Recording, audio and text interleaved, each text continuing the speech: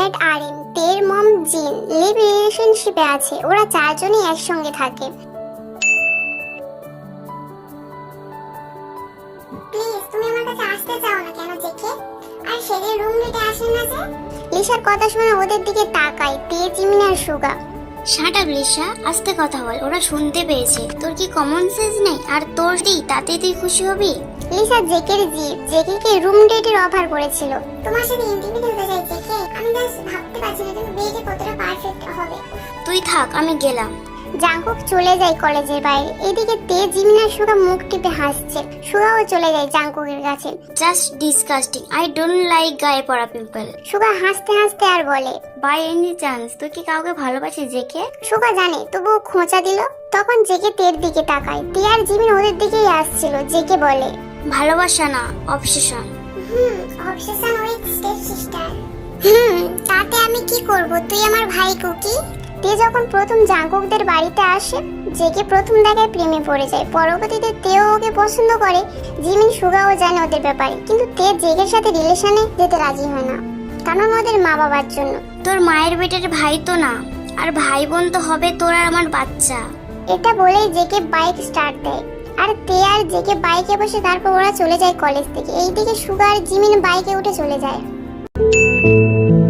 রাতে জাংকুক তে রুমে আসে আর বেডে শুয়ে পড়ে। এটা নতুন কিছু না, তাই তে দরজা লাগিয়ে দেয়। আজকে কি আমার রুমেই থাকবি নাকি? থাকলে তোর কি সমস্যা? এই বাড়িতে অনেক রুম আছে স্যার, সব রেখে আমার রুমে কেন আসেন সব সময়? রুম তো অনেক আছে, তোর রুমের বেড পারফেক্ট, আর তুইও। তেও বেডে আসে।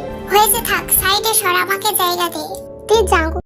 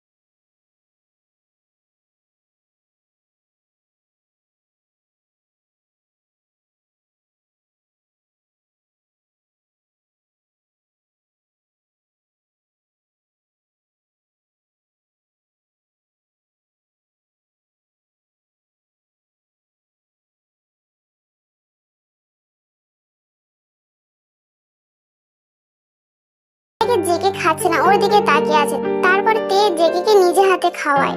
খাওয়ার শেষে জেগে উঠে তেকে বলে, চল একটা গেম খেলবো। কি game? Only dare game. Drawing রুমে একটি টি টেবিল, দুপাশে ওরা বসে। জেগে বোতল ঘোরায়, কিন্তু জেগের উপরেই ডেয়ার পড়ে। তে হেসে ফেলে। ওকে, তোর ডেয়ার হলো তুই আজকে তোর রুমেই ঘুমাবি।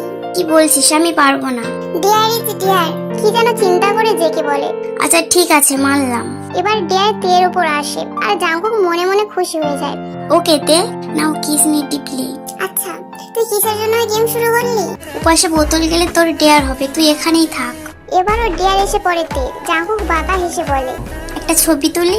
জাংকুক একটা ছবি তুলে নেয়। জাংকুকের বুকের সাথে মিশে আছে তে। সেখানে ওদের মুখ দেখা যায় না। জাংকুক তে সমেত উঠে পড়ে চলে যায়। কোথায় নিয়ে যাস?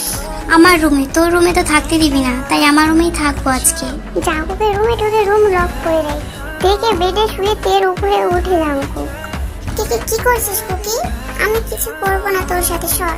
Can I touch? টিপে তেকে জড়িয়ে ধরে ওর গলায় মুখ নিয়ে বলে, কিছু করবো না তোর পারমিশন ছাড়া, কিছু করবো না তে। পরের দিন ভার্সিটিতে যায়। লিসা দেখে তে বাইক থেকে নামছে। লিসা এসে জাঙ্কুককে জড়িয়ে ধরে তেকে দেখানোর জন্য। এটা দেখে তে সেখান থেকে চলে যায়।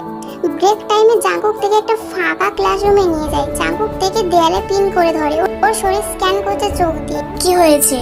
কিছু হয়নি। আমার সাথে কথা বলছিস না কেন? বাই এনি চান্স তুই কি লিসার জন্য জেলাস? না, জাঙ্কুক বুঝতে পারে তে জেলাস। তে second time I am kissing you বলে তেকে কিস করে। তে প্রথমে কিস ব্যাক করবে। তাহলে রাতে দিবি? জাঙ্কুক তেজ হাত পড়ে দেয়। তারপর ভালো সমস্যা নাই, আর কেউ যেন না দেখতে না পায়। বলে তেকে নিয়ে বের হয়ে যায়। বিকেলে কলেজ থেকে জেকে তে সুগা জিমিন লিসা ওরা সবাই আসে জাঙ্কুকদের বাড়িতে। জাঙ্কুকের রুমে ওরা সবাই আড্ডা দিচ্ছে। তে ওদের জন্য কফি আনতে যায় কিচেনে। পেছন পেছন জাঙ্কুকও যায়। জাঙ্কুককে দেখে লিসাও যেতে নিলে জিমিন লিসাকে আটকে দিয়ে বলে, কোথায় যাচ্ছিস লিসা? এখানে বস, তোর সাথে কথা আছে। আচ্ছা, জেকে কি তোর সাথে শুধু রিলেশনই করে, না মানে আর কিছু করেনি? জিমিন আসলে লিসাকে আটকানোর জন্য বিজি রাখছে। জিমিন ভালো করেই জানে জাঙ্কুক তেকে ছাড়া কিছুই বোঝে না। লিসা মন খারাপ করে বলে, না তো, একবারও রুম ডেট করলো না। ও তো আমার সাথে ফোনেও 5 মিনিট কথা বলে না, কল দিলেও ধরে না। কি বলিস, যে কিনা তোর বয়ফ্রেন্ড? বলে জিমিন মুখ টিপে হাসছে। আর সুগাও তো দর্শকের মতো ওদের কথা শুনছে। এদিকে জাঙ্কুক কিচেনে যেয়ে দেখে জিন সেখানে নেই, তে একা। ও যে তেকে পিছন থেকে ওর পেটে হাত রাখে। তে বুঝতে পারে এটা জাঙ্কুক। বাহ, এত কনফিডেন্স যে পিছনে ঘুরে দেখলি না কে ধরেছে তোকে। জাঙ্কুক তের গলায় মুখ নিয়ে তের শরীরের ঘাড় নিচে আর তে কপি বানাচ্ছে। তে জানে জাঙ্কুককে সরতে বললেও সে সরবে না। রাতে খাওয়া দাওয়া করে জিমিন, সুগা আর লিসা চলে যায়। তে ওর রুমে এসে দেখে জাঙ্কুক ওর বারান্দার চেয়ারে বসে আছে। তের কাছে যেতেই জাঙ্কুক তেকে টান দিয়ে ওর কোলে বসিয়ে দেয়। কি হয়েছে? ক্লাসরুমে কি বলেছিলিস মনে নেই? হ্যাঁ, মনে থাকবে না কেন? আর মনে না থাকলেও কি তুই ছেড়ে দিবি নাকি?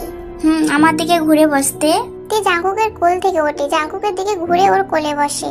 জাঙ্কুক তের ঠোঁটের দিকে তাকিয়ে আছে। তে জাঙ্কুকের মুখের দিকে তাকিয়ে আছে। জাঙ্কুক আস্তে আস্তে তের ঠোঁটের কাছে মুখ নেয়। পারমিশন নিতে হবে।